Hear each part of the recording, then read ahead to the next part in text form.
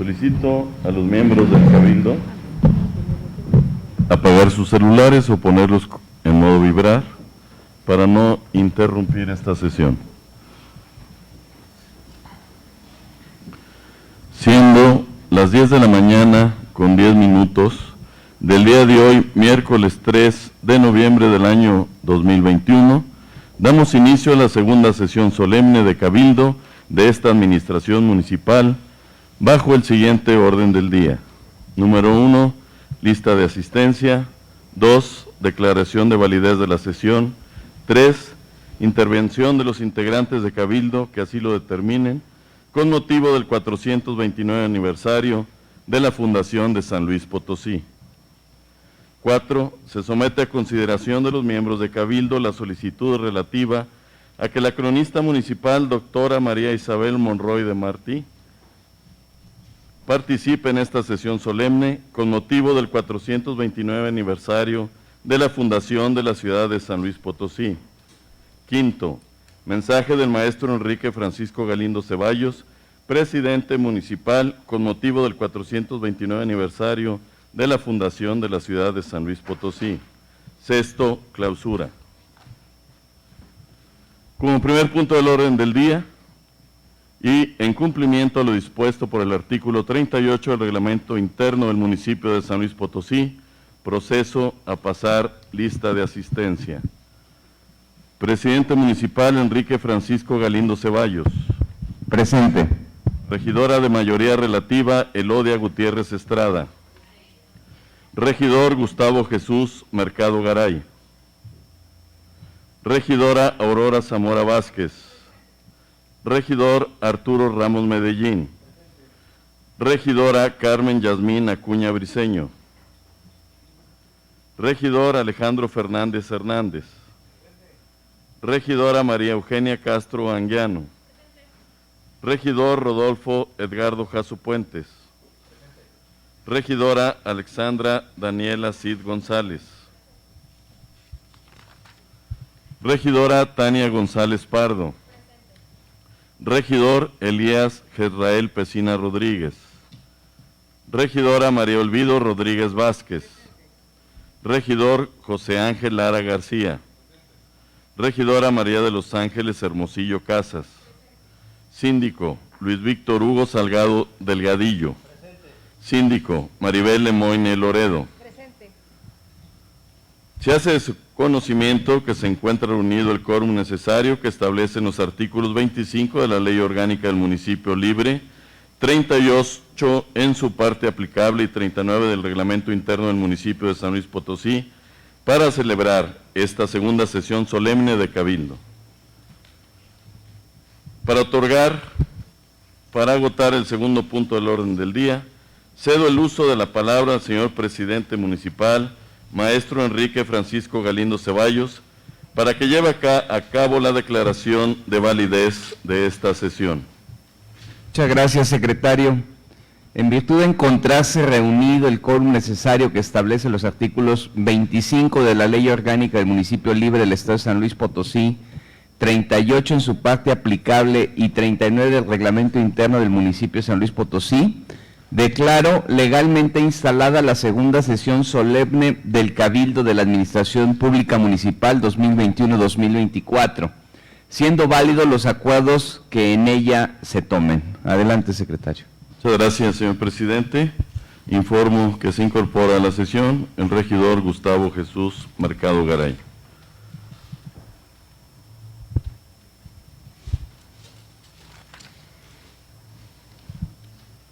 Para desahogar el tercer punto del orden del día, se abre un espacio para dar paso a la intervención de los integrantes de Cabildo, que así lo determinen con motivo del 429 aniversario de la Fundación de la Ciudad de San Luis Potosí. Como primer punto tenemos la intervención del regidor Arturo Ramos Medellín.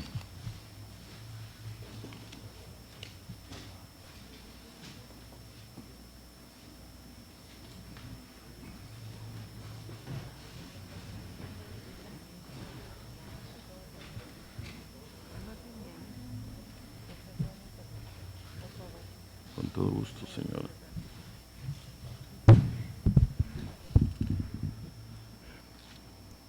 Buenos días a todas y a todos.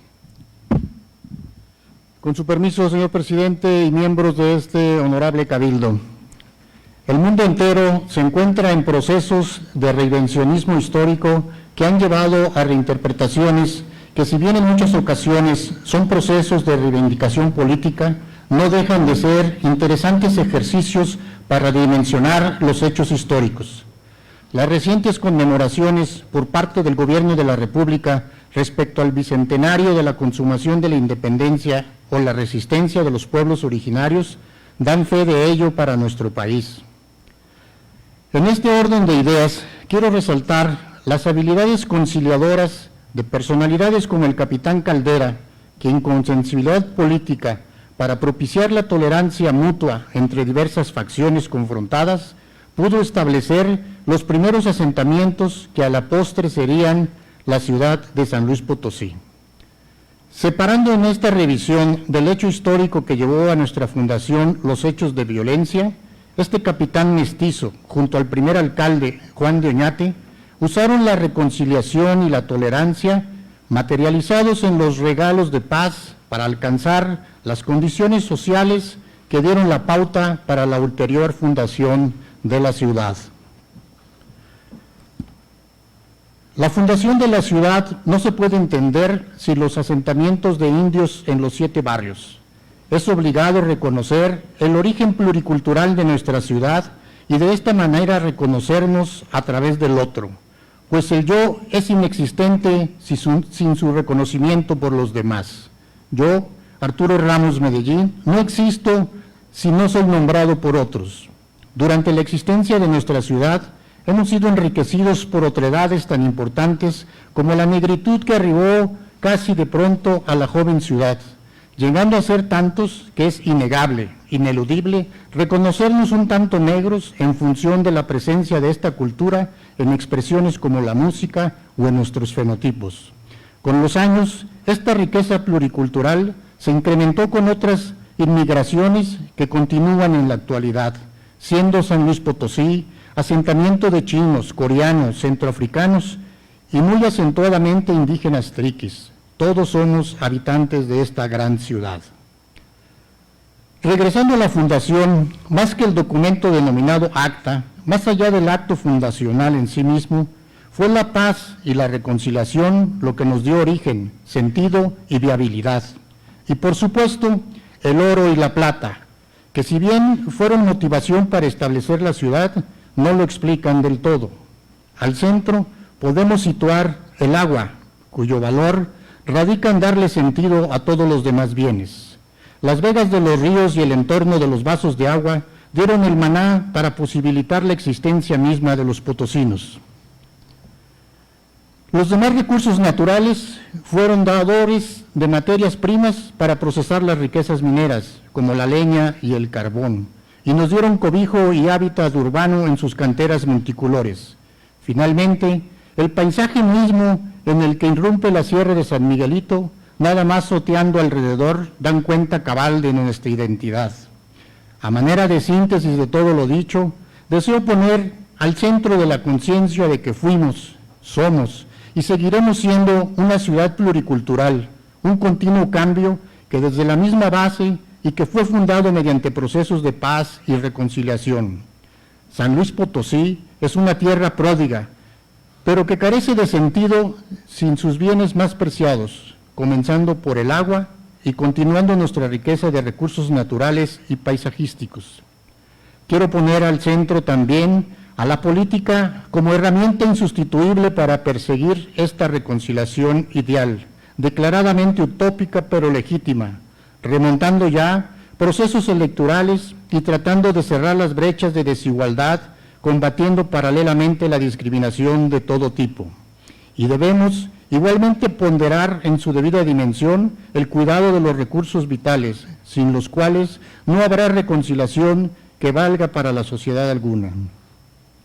En este 429 aniversario de nuestra fundación, hacemos un llamado desde el Partido Verde Ecologista de México, desde el Partido del Trabajo, desde el Honorable Cabildo y de manera personal, a construir ciudadanía y democracia a través de la reconciliación, el aprecio y respeto a la otredad, y a poner especial interés en el cuidado y manejo sustentable de nuestros recursos naturales, y en honor a nuestra fundación, cuidar el agua, que nos dio viabilidad y sin la cual el oro y la plata carecían de sentido. Por San Luis Potosí, reconciliemos, cuidemos y construyamos para alcanzar la meta utópica de vivir en armonía y de propiciar condiciones de equidad y mejores niveles de bienestar para todas y todos. Felicidades, San Luis Potosí. Señor secretario, solicito quede asentada textualmente mi intervención. Muchas gracias. Muchas gracias, señor regidor Arturo Ramos Medellín.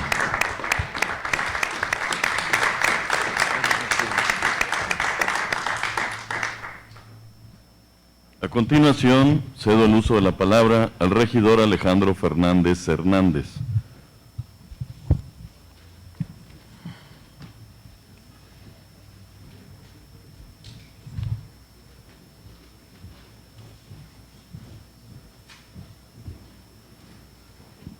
Muchas gracias, secretario. Con su permiso, señor presidente, compañeras, compañeros.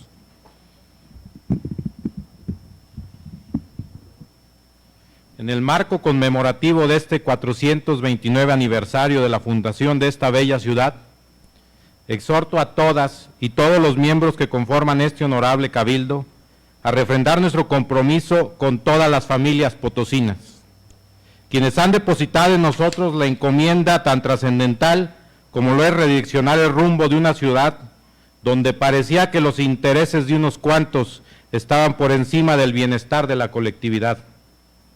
El contexto actual en el que estamos situados es clave. Nos encontramos en el momento oportuno para lograr un mejor porvenir para esta ciudad llena de tradición, cultura y valores. El futuro luce prometedor. Sin embargo, debemos de tener siempre claro que es únicamente mediante nuestro trabajo diario y esfuerzo que podremos llevar a la realidad la proyección que esta administración tiene para esta ciudad. Para nuestra fortuna, el actual ayuntamiento cuenta con un proyecto sólido, responsable y sustentable en todos los ámbitos que le competen y, más relevante aún, cuenta con funcionarios honestos y capaces, dispuestos a dejarlo todo día tras día para contribuir con ese granito de arena que sume a este gran cambio, y es solo de esta manera como se podrá lograr.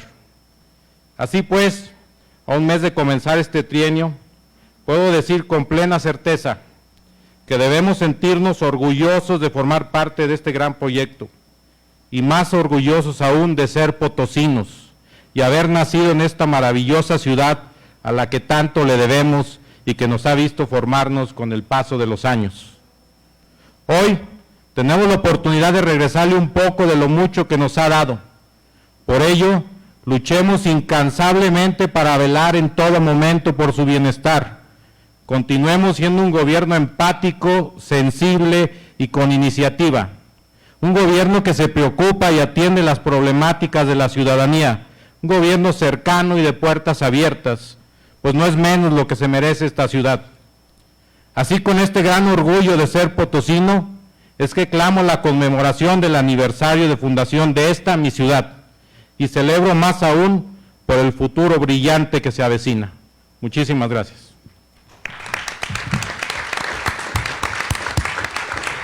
Muchas gracias, regidor Alejandro Fernández Hernández. A continuación, cedo el uso de la voz al regidor Rodolfo Edgardo Jasso Puente.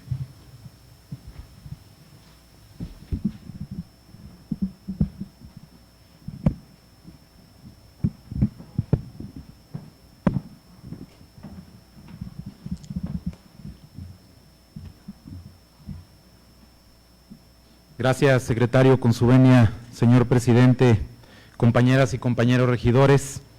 San Luis Potosí, fundado con el nombre de Villa de San Luis Mezquitic, el 3 de noviembre de 1592.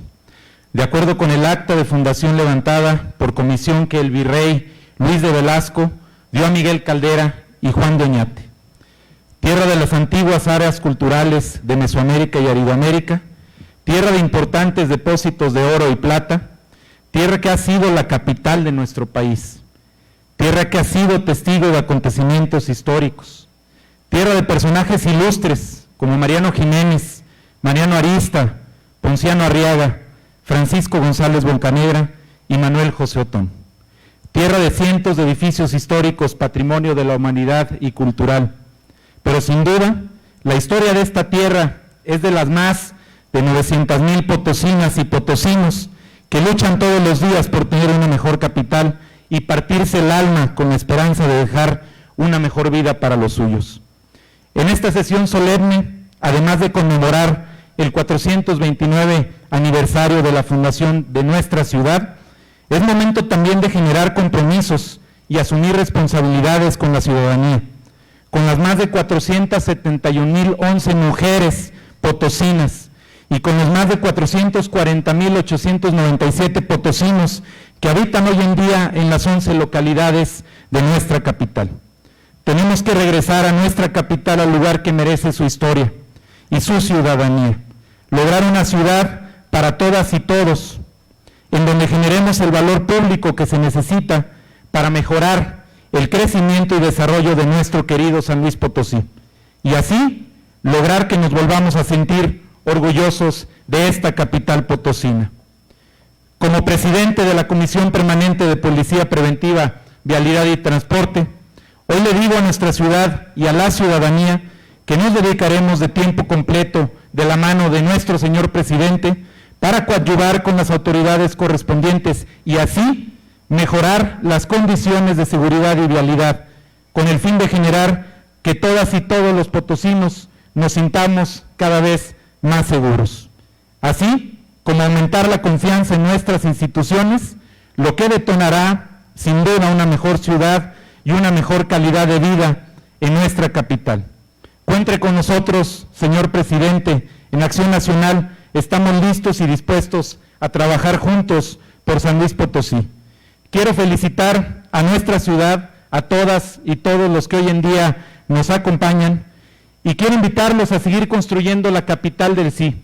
Hoy en día, a 429 años de historia, 429 años que nos hacen vibrar y sentirnos orgullosos de ser potosinos, quiero compartirles que en este momento invito a este cuerpo edilicio y los exhorto a que basemos nuestro actuar en los principios rectores que rigen el servicio público, tal como lo marca el artículo 5 de la Ley General del Sistema Nacional Anticorrupción y el Sistema Estatal Anticorrupción. Actuar con legalidad, actuar con objetividad, profesionalismo, pero también con honradez y lealtad hacia las y los potosinos.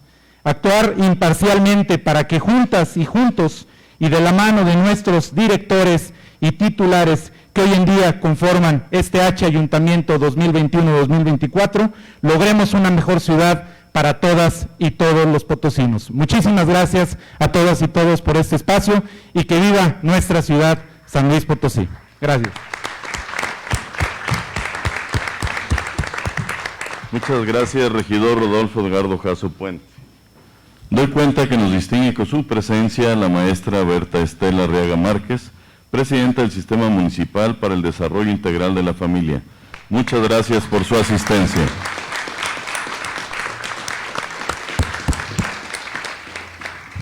A continuación, cedo el uso de la palabra a la señora regidora Alexandra Daniela Cid González.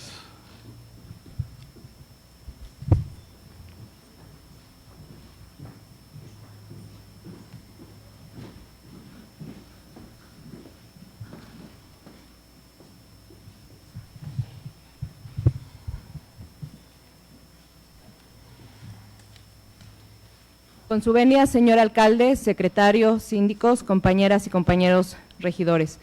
Saludo respetuosamente a la cronista de la ciudad y a las personas que nos hacen honor de acompañarnos en esta sesión solemne. Se atribuye a Monseñor Joaquín Antonio Peñalosa la frase: me cuesta escribir lo que sea, soy hijo del desierto, de este árido altiplano potosino donde una rosa apunta un milagro. Ha sido justo este desierto escenario de nuestra historia y cuna de nuestros referentes. Desde aquel 3 de noviembre de 1592, en que de acuerdo con el acta levantada por la comisión que el virrey Luis de Velasco dio a Miguel Caldera y Juan de Oñate, se fundó nuestra ciudad. Es este mismo año que comenzó la organización de barrios en torno a Plaza Mayor, hoy llamada Plaza de Armas, es decir, justo frente a nosotros. Luego de ello, rápidamente, nuestra ciudad desarrolló un gran auge social y económico, al punto que para 1630 era el tercer centro poblacional en importancia y riqueza del virreinato.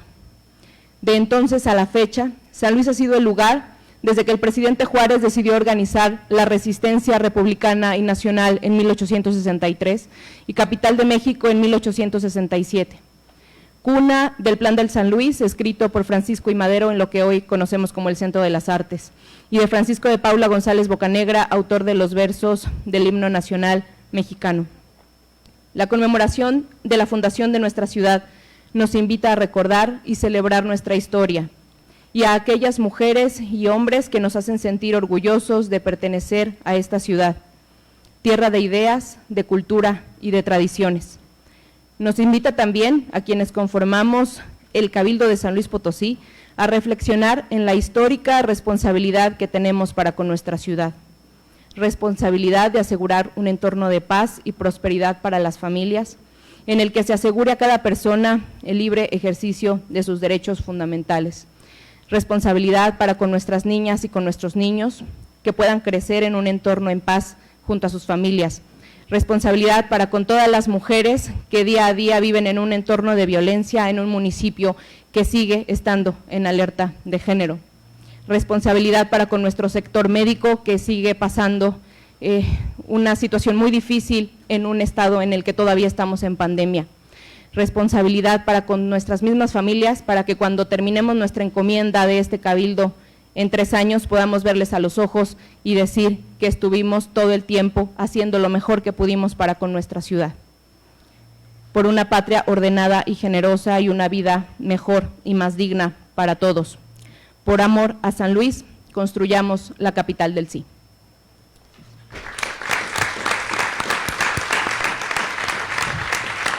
Muchas gracias, señora regidora Alexandra Daniela Cid González.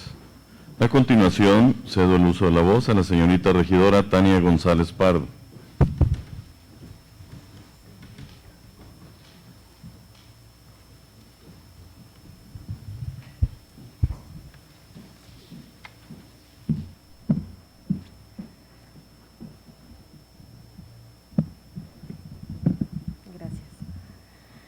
Buenos días a todas y todos. Con su permiso, presidente y compañeros integrantes del Cabildo. La ciudad de San Luis Potosí ha sido importante y protagonista en momentos de libertad y democracia de nuestro Estado mexicano. Nos debe enorgullecer formar parte ahora del honorable Cabildo y por ende de los destinos de este bello municipio, que, por cierto, además tiene una privilegiada y envidiable ubicación en el plano nacional, pues se encuentra en un punto estratégico de desplazamiento comercial y turístico como ninguna otra ciudad en el país. Debemos capitalizar tal circunstancia. Tierra que tuvo el honor de ser declarada en 2 ocasiones capital de la República y en cierto momento nombrada Ciudad de los Jardines, con una extensión territorial de 385 kilómetros y una población cercana al 1.000.000 de personas que reclaman justicia social y mejoras en los servicios públicos, así como la disposición y entrega honesta de las autoridades. Desde el Partido Morena, bajo una revolución pacífica, hemos impulsado una nueva política social para las y los mexicanos y lo seguiremos haciendo. Y en el marco de este trascendental lugar en la historia, nuestro municipio nos reclama una mejor actuación o una actuación a favor del crecimiento y consolidación social. Y es por ello que convoco respetuosamente a este H Cabildo a rendir honores a tan importante historial con nuestros actos y el uso de las atribuciones que nos son inherentes, privilegiando siempre a los más necesitados y a los más vulnerables, con equidad y alto sentido social. Muchas gracias.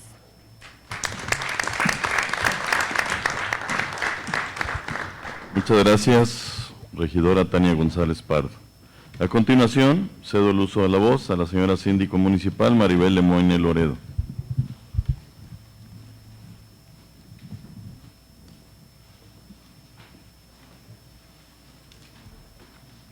Buenos días, compañeros y compañeras. Con la venia del señor presidente, me voy a permitir dar lectura. Maestro Enrique Francisco Galindo Ceballos, honorable cabildo del Ayuntamiento de San Luis Potosí.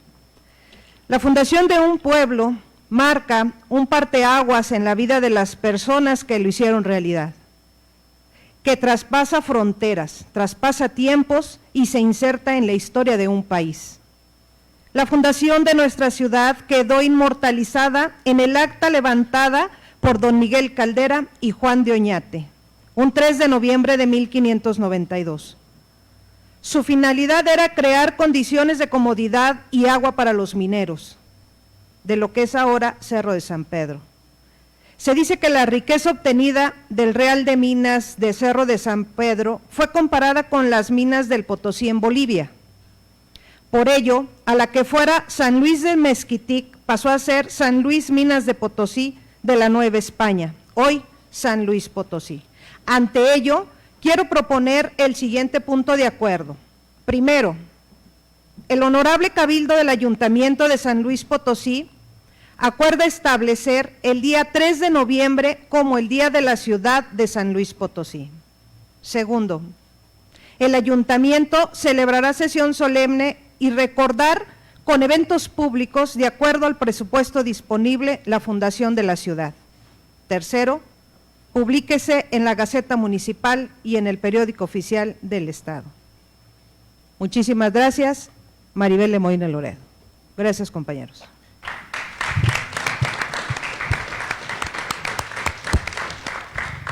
Muchas gracias, señora síndico municipal Maribel Lemoyne Loredo. Agradeciendo la intervención de regidoras, regidores y síndico, que con motivo del 429 aniversario de la fundación de nuestra ciudad, se ha agendado esta sesión solemne por instrucciones del presidente municipal, maestro Enrique Francisco Galindo Ceballos, para darle el realce al marco de la conmemoración que ha motivado esta sesión. Como cuarto punto del orden del día, se somete a consideración de los miembros del Cabildo la solicitud relativa a que la cronista municipal, doctora María Isabel Monroy de Martí, participe en esta sesión solemne con motivo del 429 aniversario de la fundación de la ciudad de San Luis Potosí. En referencia a la conmemoración que ha dado origen a la presente sesión solemne, se solicita la autorización de este honorable cuerpo colegiado para dar paso a la intervención de la doctora María Isabel Monroy de Martí, cronista municipal, en los términos de los artículos 50 y 52 del reglamento interno. Les pido que manifiesten el sentido de su voto levantando su mano. Los que estén a favor, en contra, abstenciones, se aprueba por unanimidad. Derivado de la votación anterior, le solicito amablemente a la doctora María Isabel Monroy de Martí tenga bien realizar su intervención.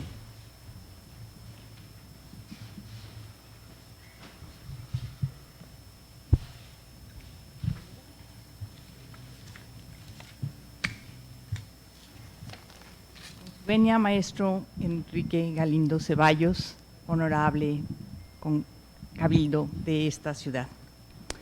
Hacia 1531, los españoles ya conocían la existencia de un extenso territorio entre el reino de Michoacán y la provincia de Pánuco, conocida como Tierra de los Chichimecas de difícil penetración. El descubrimiento de las minas de Zacatecas hacia 1546 en pleno territorio chichimeca provocó el enfrentamiento entre los chichimecas y los recién avecindados españoles. La guerra chichimeca estalló hacia 1550 y se considera como la más cruenta y costosa entre españoles e indígenas. Comenzó con el ataque de los zacatecos a un convoy de españoles. Casi inmediatamente los huachichiles empezaron a atacar a los extranjeros. Al sur de los huachichiles, los guamares también optaron por la guerra y el botín. Para estas fechas, Querétaro, la zona de los otomís, era la frontera con las extensas llanuras chichimecas. Para comunicar esta frontera con Zacatecas, a 320 kilómetros de distancia aproximadamente, se tendió lo que se conoció como Camino Real de la Tierra Adentro o Camino de la Plata. Pero el camino estaba despoblado y esto facilitaba enormemente los ataques chichimecas. Generalmente los chichimecas tendían emboscadas y atacaban al amanecer o al atardecer. No importaba lo numeroso de la comitiva de vestidos. Los chichimecas caían sorpresivamente sobre los españoles y se llevaban sobre todo el vestido y la comida. Los atacados rara vez lograban escapar con vida. Los aliados indígenas de los españoles por lo general eran tarascos, mexicanos, otomíes o cascanes, y estaban tan dispuestos como los blancos a combatir, esclavizar y matar a los chichimecas. Además del odio ancestral que les tenían, sentían la atracción de los salarios en granos de cacao, regalos y privilegios, el prestigio de montar a caballo y esgrimir las armas del hombre blanco. Con el paso de los años, los chichimecas encontraron su propia bonanza en la corriente continua de forasteros que iban tras las minas que se descubrían más al norte y en las sucesivas décadas de lucha y despojo que llegaron a ser su modo de vida. Pronto, los chichimecas fueron célebres por su desprecio hacia los indios que habían abrazado la religión de los blancos y trataban con especial hostilidad a los misioneros que capturaban. Es probable que parte de este anticristianismo se difundiera por la zona chichimeca después de la victoria de Cortés, cuando algunos indios del sur lograron emigrar a esa zona. La situación de Zacatecas y los nuevos minerales era cada vez más delicada debido al constante bloqueo de abastecimientos y la imposibilidad de transportar con seguridad los metales extraídos. El virrey Luis de Velasco, entre 1551 y abril de 1553, organizó 3 expediciones para acabar la guerra. Para ello comisionó a capitanes que querían la paz, interesados en velar sobre sus propios intereses. Todos ellos llevaron a sus aliados indígenas. Ni la persuasión benévola ni el castigo pudieron aplacar a los chichimecas. Entonces el virrey Velasco mandó establecer 2 nuevas poblaciones entre Querétaro y Zacatecas para proteger un poco más este peligroso camino. Las nuevas poblaciones fueron San Miguel el Grande, hoy de Allende, y San Felipe. Se cedieron terreno a los nuevos habitantes, pero con obligación de residir ahí y mantener armas para su defensa. Además, dio orden a los gobernadores y jefes militares de los otomíes para operar en la Gran Chichimeca como diplomáticos, guerreros y colonos en los puestos defensivos. Fue hasta 1568, bajo el virreinato de Martín Enríquez de Almanza, que se tomaron medidas más serias en torno a este problema. En efecto, es en esta época cuando se establecieron los presidios de la frontera unidos entre sí por un sistema de escoltas militares. En la década de los años 70 se plantea por primera vez la moralidad de esta guerra. Se escucharon muchas voces, pero finalmente se llegó a la conclusión de que la guerra era justa y obligatoria, pero sin esclavos. Los dominicos fueron los únicos en sostener que los españoles eran invasores y agresores en la Gran Chichimeca. En este contexto, a los 20 años de edad, inició Miguel Caldera su participación formal en la Guerra Chichimeca, conflicto en el que habían transcurrido todos los días de su vida. Caldera nació en Zacatecas en 1548, de padre español y de madre huachichil. Su madre murió siendo él muy pequeño y prácticamente quedó bajo la custodia de los franciscanos del convento de Zacatecas. Miguel Caldera nació en la época en que se estaban descubriendo y abriendo las primeras vetas realmente ricas en la sierra de Zacatecas, cuando los descubridores, incluso su padre, apenas podían subsistir en las más burdas chozas, peligrosamente rodeados por los muchos y amenazantes guerreros desnudos. Vino a la vida en campo abierto o en un refugio de los más primitivos, cerca del campamento minero de españoles, indios y negros, que en enero de 1548 fue llamado Nuestra Señora de Zacatecas. La ciudad de Zacatecas fue fundada oficialmente el 20 de enero de 1548. El desarrollo de la ciudad de La Plata, la súbita llegada y multiplicación de los vestidos en el corazón de la Gran Chichimeca hizo, como ya se señaló, que los desnudos tomaran el camino de la guerra en toda la vasta comarca que rodea las minas de Zacatecas. Así estalló un tipo de guerra característico del Nuevo Mundo, desconocido para los españoles, así como para la gran variedad de pueblos indígenas sedentarios que por entonces estaba llegando a la zona de caza y guerra de los chichimecas. Cuando Miguel Caldera cumplió 20 años de edad, la guerra chichimeca crecía en intensidad y saña, seguía dificultando la búsqueda de la plata y el trabajo en las minas, los ranchos ganaderos de la frontera y los asentamientos. Cuando Caldera se alistó en la milicia, participaba de las ideas dominantes que había sobre los chichimecas. Años más tarde se dio cuenta de que los medios con que durante tantos años habían intentado acabar con la guerra no habían servido más que para encenderla. Fue en la década de los años 80, cuando convertido ya en capitán, recorrió todos los confines del territorio y se dedicó a la pacificación de la Gran Chichimeca. Hacia 1585, Miguel Caldera inició la campaña en la Sierra Occidental, en la zona nayarita, y estableció con los coras las primeras alianzas que serían el principio de paz. Se dio cuenta de que esta diplomacia usada en Occidente también podía resultar en el este con los huachichiles de la nación de su madre. Los capitanes Rodrigo del Río de Loza y Juan Morlete, desde distintos puntos, apoyaron y siguieron la política de Caldera para pacificar a los indígenas. Se prometió a los chichimecas amnistía, alimentos, ropas, buenas tierras para establecerse, aperos agrícolas, enseñanza de la agricultura, preparación religiosa y plena protección de sus personas y sus derechos. A cambio, debían renunciar a la guerra, aceptar la enseñanza cristiana y afirmar su lealtad a la corona española. Estas medidas se podían adoptar porque la situación después de 40 años había cambiado. Entre las personas que habían logrado establecerse, conquistadores o indígenas, existía un deseo de paz generalizado y los chichimecas, por su parte, estaban muy desgastados. Habían aprendido a vestirse, pero no sabían fabricar sus propias ropas. Su vida nómada les impedía tener sustento asegurado. Así que las ropas y los alimentos se convirtieron en la base de la negociación. Esta guerra, que se prolongaba en el tiempo, era también un intercambio violentísimo entre dos formas de vida distintas y en muchos sentidos opuestas. En marzo de 1590, el virrey Luis de Velasco, hijo, nombró como cabeza de una nueva estructura de paz en la Chichimeca a Miguel Caldera. La pacificación era lenta y difícil.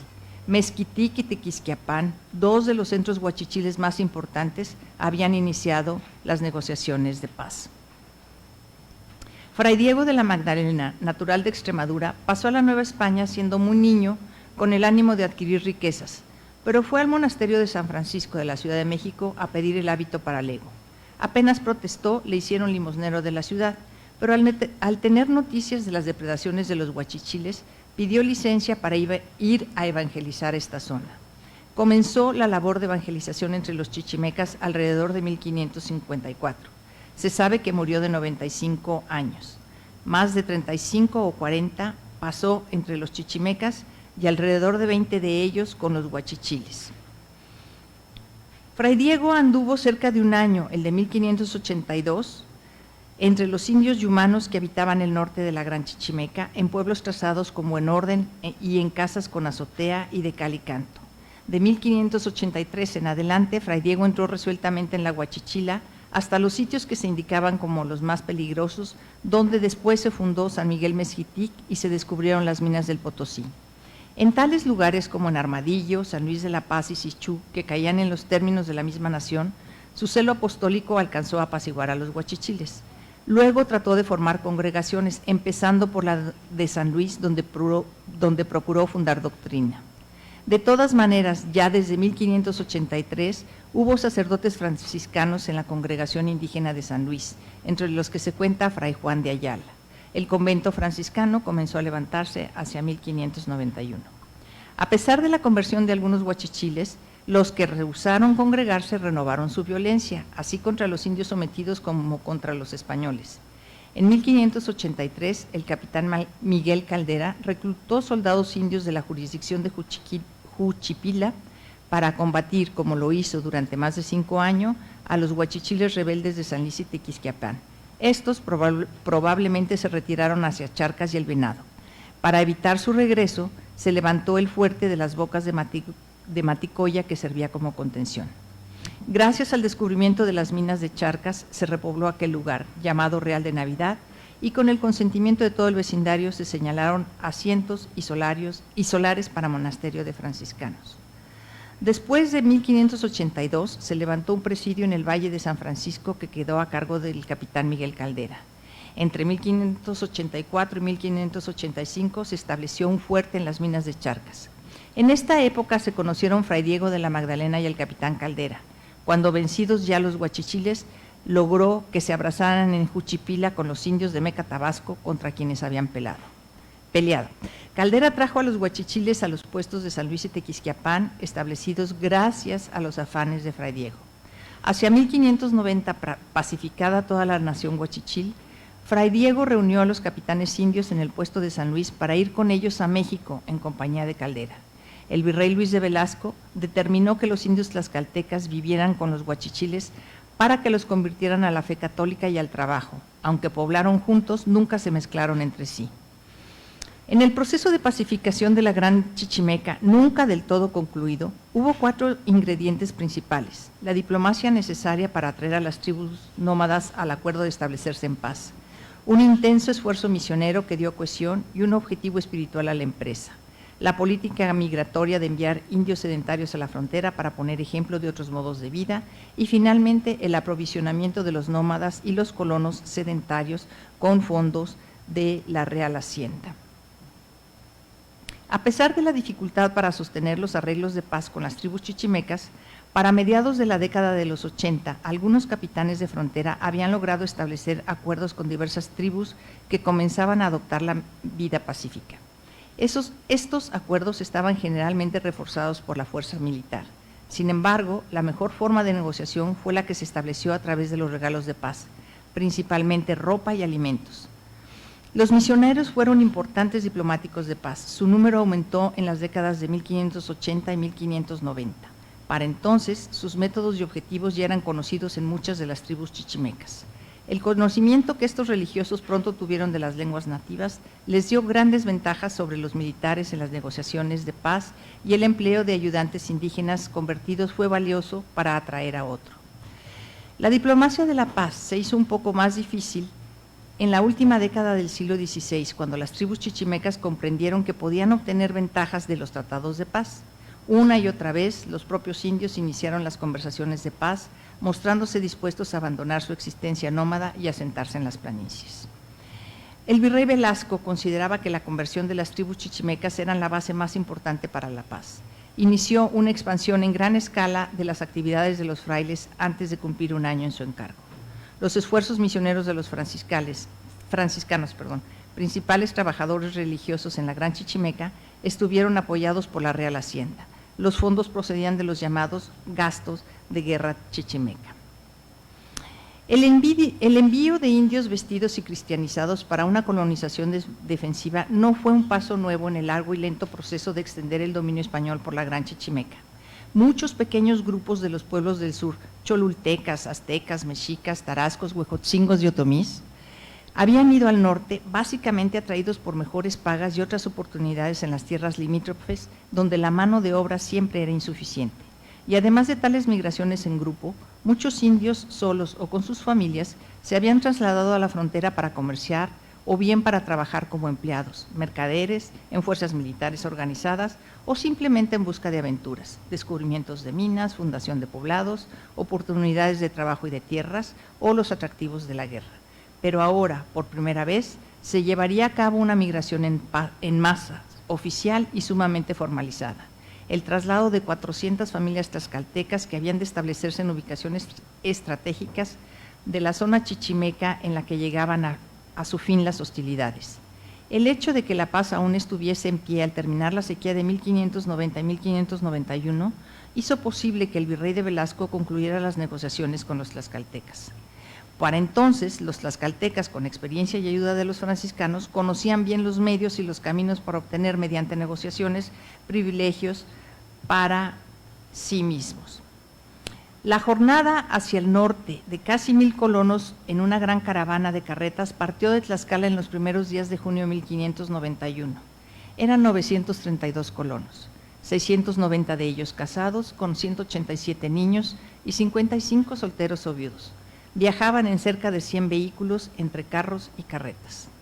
Los tlaxcaltecas llegaron a Cuisillo antes del 5 de agosto.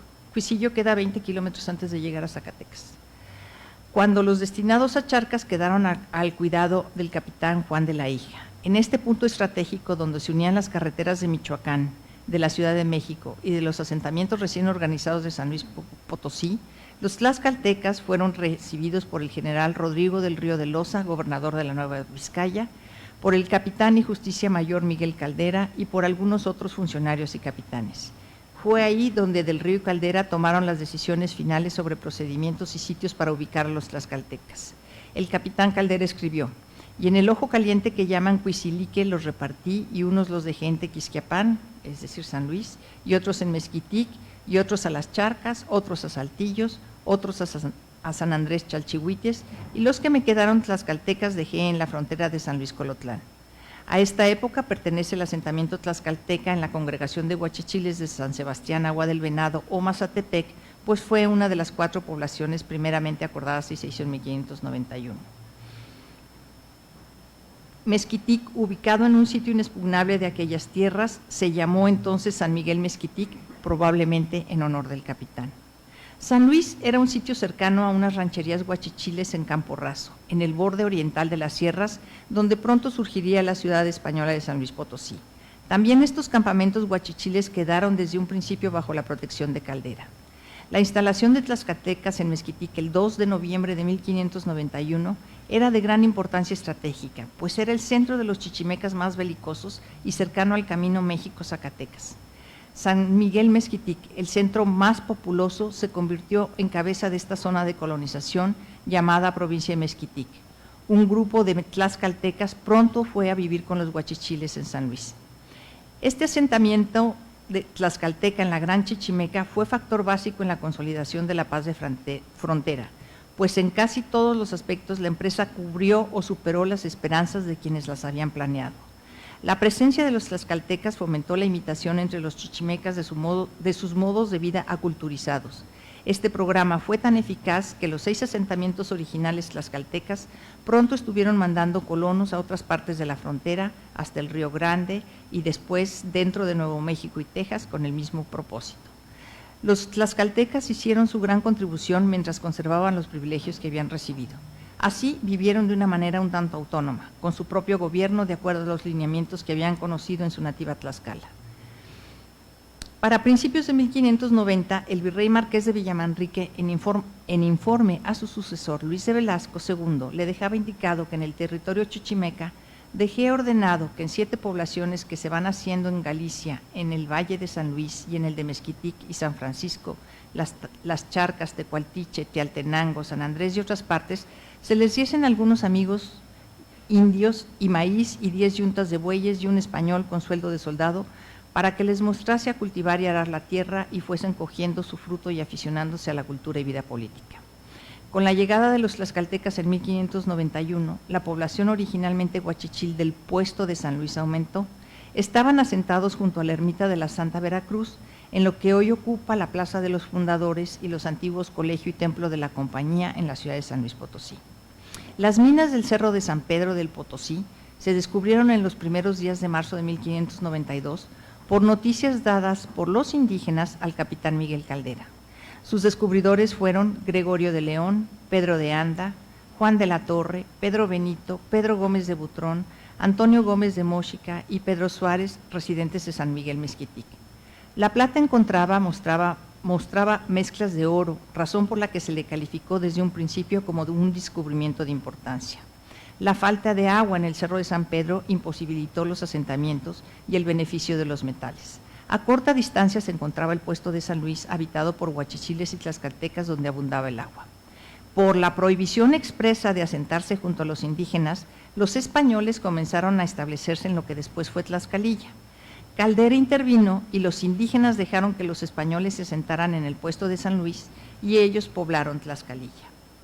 El virrey Luis de Velasco nombró a Juan de Oñate, vecino de la ciudad de Nuestra Señora de las Zacatecas, alcalde mayor de las minas que dicen del Potosí, en el Valle de Mezquitique, y las que se descubrieron en la provincia de Mezquitic, Potosí y su comarca, el 27 de agosto de 1592.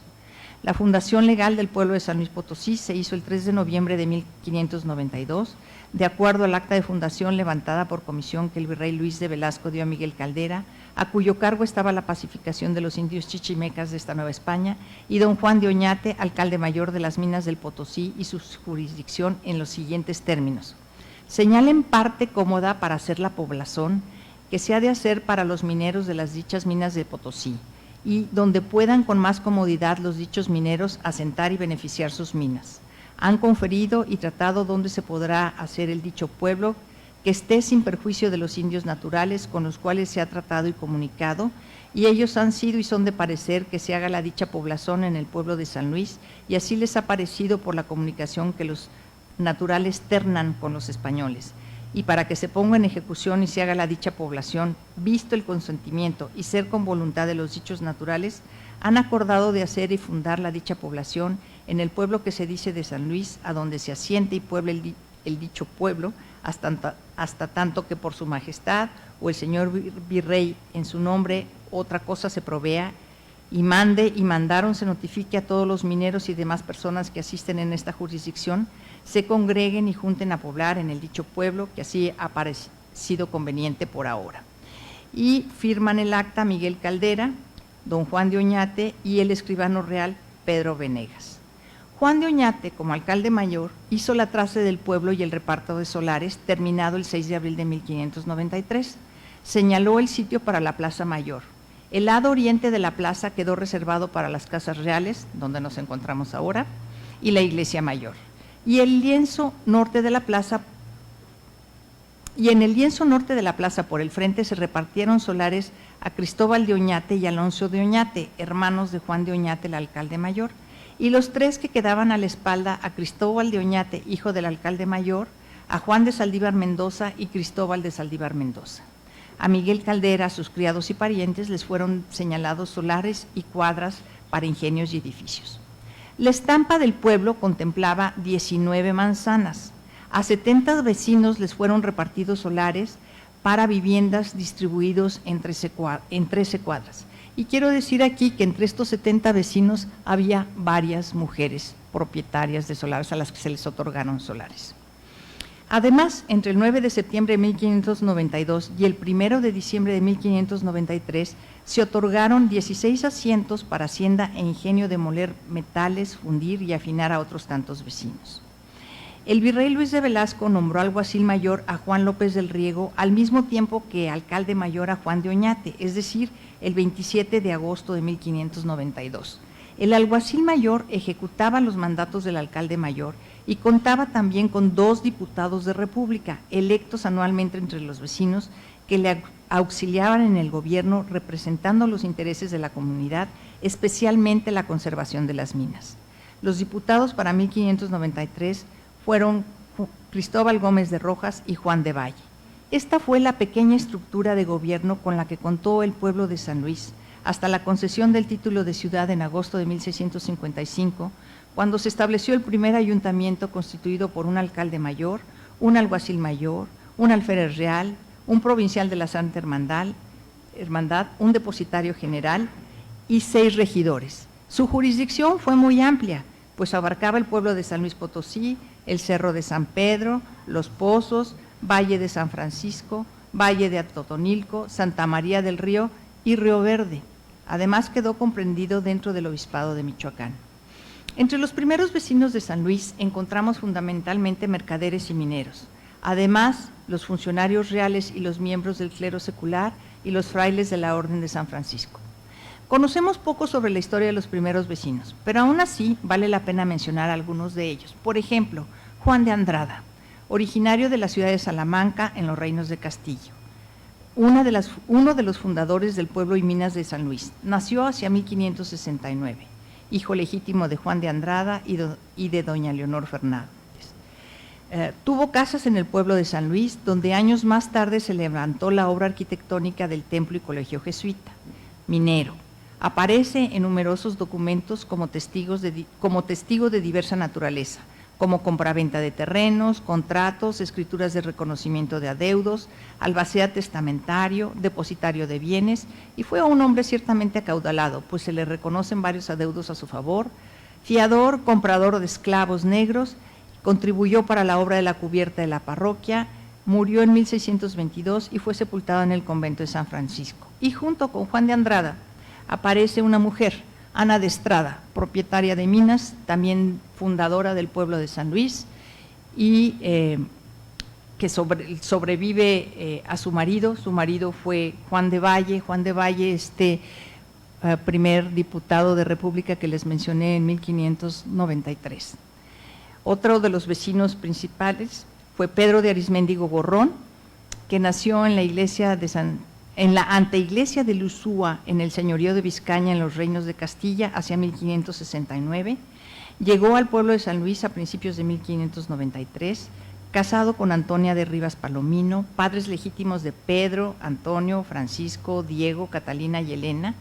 Minero en el Cerro de San Pedro, Ramos, Sierra de Pinas y Peñón Blanco, dueño de haciendas de minas y carboneras, tenía cuadrillas de trabajadores en las minas, contribuyó con otros vecinos y mineros para el pago de la techumbre de la parroquia del pueblo de San Luis, descubridor de las minas de Guadalcázar, y a la muerte de Gabriel Ortiz de Fuenmayor fue designado administrador y justicia mayor de los chichimecas y tlaxcaltecas de las nuevas poblaciones. Murió en octubre de 1622. Otra mujer que destaca en los protocolos notariales de la época es Catalina de Tapia, pero la propia condición de Catalina de Tapia merece una mención aparte, porque Catalina de Tapia era negra, es decir, africana, y Catalina de Tapia aparece en varias ocasiones adquiriendo propiedades y comprando ella también esclavos negros, antes del 1593, 1596. Por último tenemos a Juan de Zavala, originario de Azúa en el señorío de Vizcaya, en los reinos de Castilla, hijo legítimo de Juan de Teleche y de María Díaz de Zavala, casado con doña Catalina Vázquez, uno de los fundadores y más antiguos pobladores del pueblo y minas de San Luis. Nació hacia 1558. Era dueño de tierras en el Valle de San Francisco, mercader y minero. También fue familiar del Santo Oficio de la Inquisición. Reunió una gran fortuna.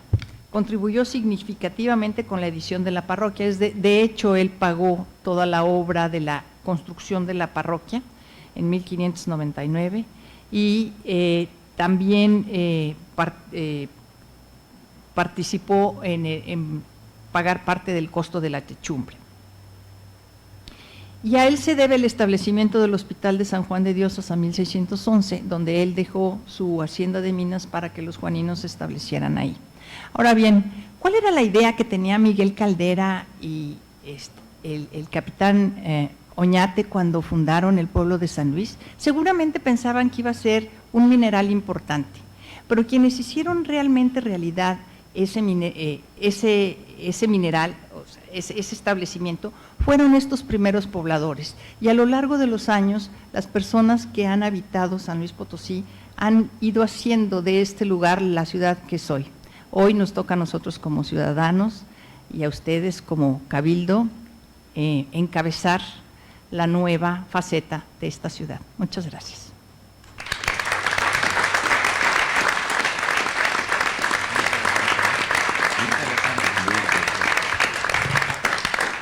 Agradecemos la intervención de la doctora María Isabel Monroy de Martí, cronista municipal.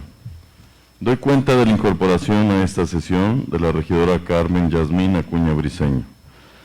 Y como quinto punto del orden del día, tenemos el mensaje del maestro Enrique Francisco Galindo Ceballos, presidente municipal, con motivo del 429 aniversario de la fundación de la ciudad de San Luis Potosí. Para dar continuidad con el desahogo del siguiente punto del día, le cedo el uso de la voz al presidente municipal, maestro Enrique Francisco Galindo Ceballos, para que nos dirija su mensaje.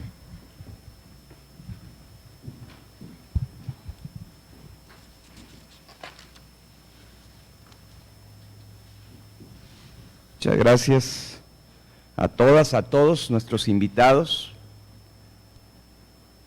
Desde luego agradezco al honorable Cabildo de la ciudad de San Luis Potosí, estar presentes en esta sesión solemne. Recordar este día en esta plaza, la Plaza de Armas, recordar este aniversario de la fundación de nuestra ciudad, es uno de los más altos honores de mi vida. Sobre todo porque todas y todos los presentes estamos muy orgullosos de nuestra cuna y porque en la tierra que cobija este cielo ocurre todo lo que creemos, todo lo que amamos, todo lo que pensamos y desde luego todo lo que somos. Esta es la capital del sí, el lugar en el que trabajamos muy duro para que nuestros sueños sí puedan hacerse realidad. Hoy es un gran momento para recordar a aquellos hombres y a aquellas mujeres que vislumbraron en el horizonte de la historia el surgimiento de una casa común, de un proyecto colectivo y de una identidad compartida. Un día como hoy, hace 429 años, nació la actual patria chica de hoy casi 900,000 seres humanos, a quienes nos une un origen común, pero sobre todo nos une la condición de estar orgullosos de ser potosinos. ¿Quién diría que después de aquel acto fundacional del capitán Miguel Caldera, vendría la génesis de un pueblo que valora como pocos el derecho a vivir en paz, que atesora el trabajo fecundo y creador y al que le enorgullece la virtud de vivir con dignidad y la justa compensación del esfuerzo que hacemos de manera honesta? ¿Quién diría que la bondad y humanidad de Fray Diego de la Magdalena haría nacer un pueblo con una enorme fortaleza espiritual, al que no lo vencen las dificultades? Un pueblo creyente y practicante de muchos valores, un pueblo que atesora sus tradiciones y lleva en la memoria a quienes les dieron grandeza y esperanza.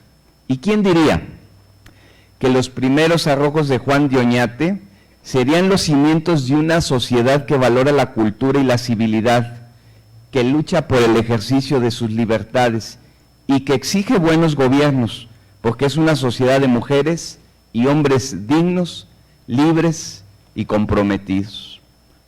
A veces pienso que si la ciudad de San Luis Potosí fuera una persona, tendría el rostro indomable de Dolores Jiménez Muro y el pensamiento deslumbrante de Ponciano Arriaga, el corazón anhelante de Rafael Nieto, la inspiración patriótica de Francisco González Bocanegra y el espíritu íntegro de Antonio Rocha Cordero.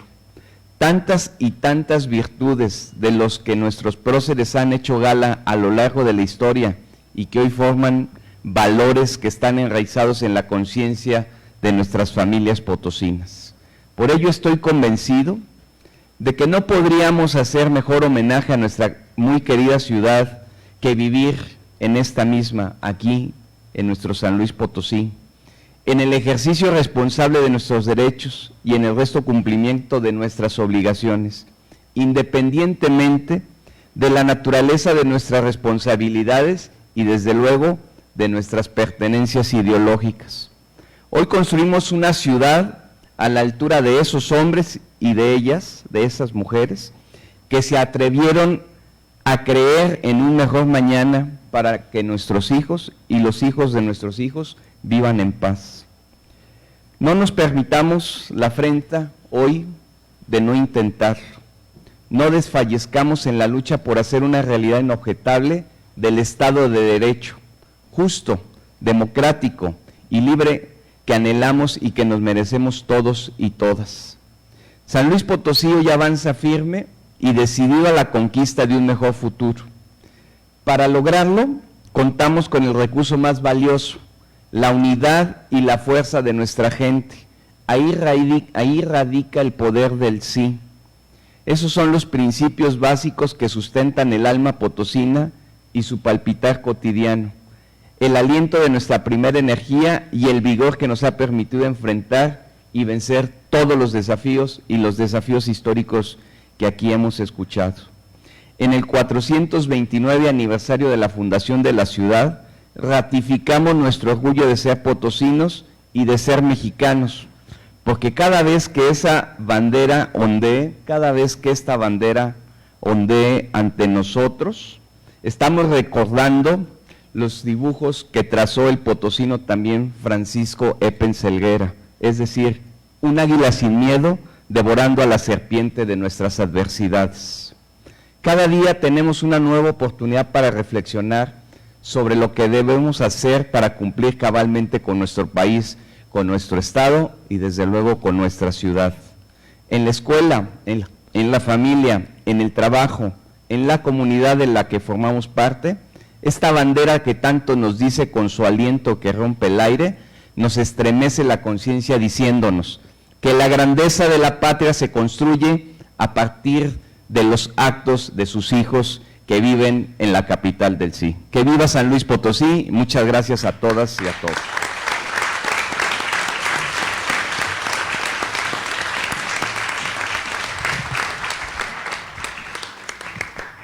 Agradecemos la intervención al presidente municipal, maestro Enrique Francisco Galindo Ceballos. Como sexto punto del orden del día, y toda vez que ha sido agotado la agenda de esta sesión solemne de Cabildo, le cedo el uso de la voz al ciudadano presidente municipal, maestro Enrique Francisco Galindo Ceballos, para la clausura de la misma. Muchas gracias, secretario. Con fundamento en el artículo 47 del Reglamento Interno del municipio de San Luis Potosí y habiendo sido agotados los puntos del orden del día, doy por clausurada la presente sesión solemne del Cabildo, siendo las 11:45 del día 3 de noviembre del año 2021. Adelante, secretario. Se levanta la sesión. Muchas gracias.